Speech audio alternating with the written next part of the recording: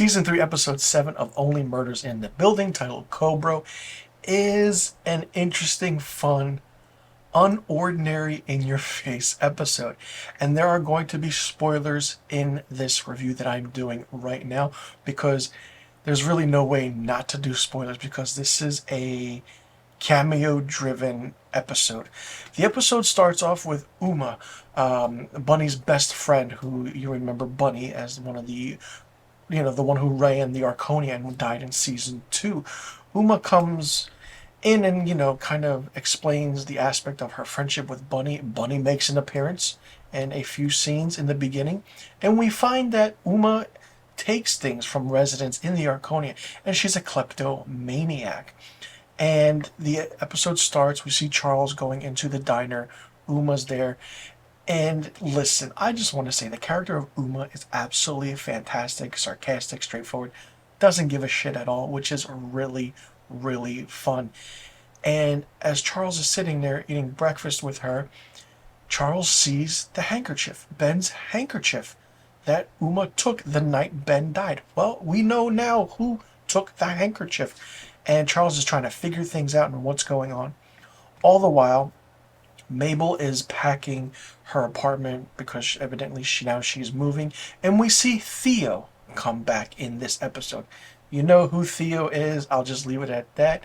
And it's really good to see him back. My question is, are we going to see Nathan Lane's character back as well in a couple episodes or by the end of the season? Who knows? So as that's going on, Mabel's trying to figure out what's happening. And upstairs in the master suite, Gilroy's brother, Dickie, kind of is holding a Cobra memorial giveaway to raise money, and Mabel kind of asking questions of what's going on. She finds out certain things about, Ben that nobody knew, and so she's doing that, and then Oliver is trying to figure out and recast Charles's role as the constable. People are coming in and out, and as Charles is on the elevator, he sees people coming in that look just like him, it's dressed like him. It's funny, it's interesting. But then one of the producer's son, gets a call and says, hey, I have this person coming in to audition for this role. So Charles is like, what's happening? Who is it? As Charles goes into Oliver's apartment, we see this person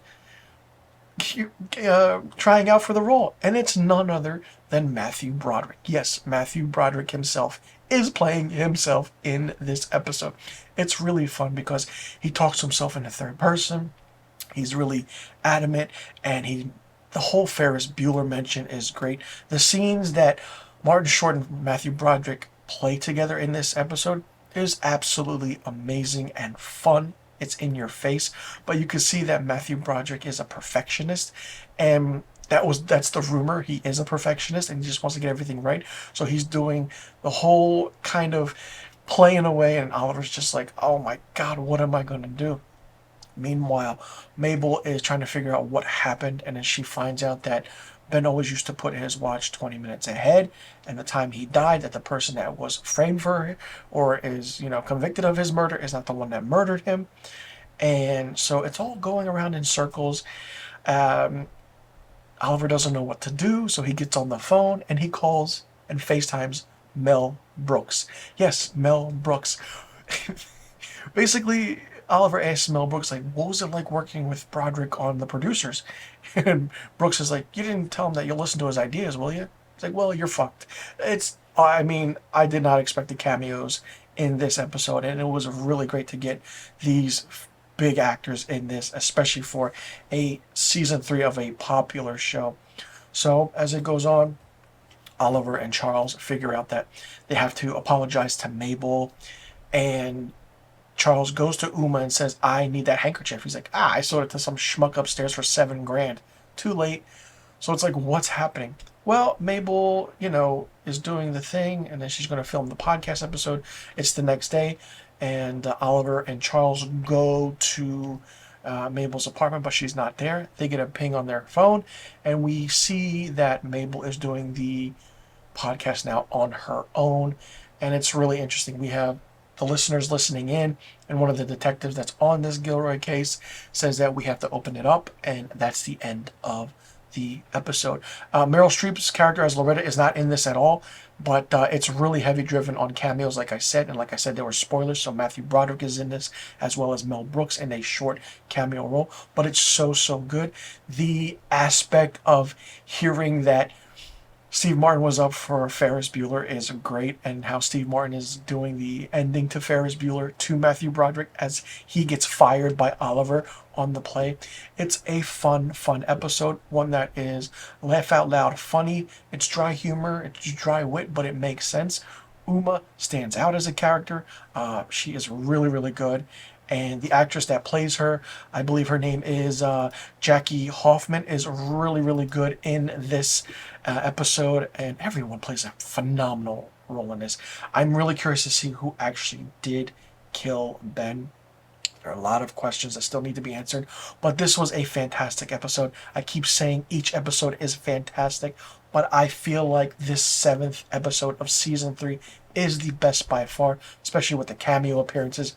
I'm curious to see if it's going to be topped, because season 1 has that big episode, season 2 has that even bigger episode, and this is the biggest episode of all 3 seasons combined. I absolutely love this show. It's written well, it's acted well, and everyone just has amazing chemistry.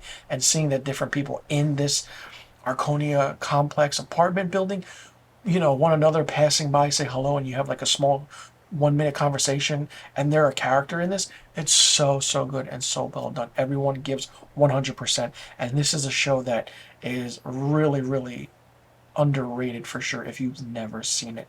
Let me know in the comment section below what you thought about episode 7, season 3 of Only Murders in the Building, titled Cobra. Did you like it? Did you not like it? What did you think of it? What did you think about the aspect of the cameo appearances by Matthew Broderick and Mel Brooks? Did you like that touch? Did you like the Ferris Bueller metaphors?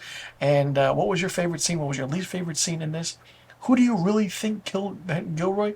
What did you think about Uma's character? Do you want to see more of her? And do you think that everything will be, figured out in the end? Or will this continue on? Let me know in the comment section below about all the questions I just asked about this episode of Only Murders in the Building. And be sure you click that subscribe button and hit that notification bell for new review videos on my channel. I will see you all in the next review video. I'm Mr. Filmstock, and thank you so much for tuning in.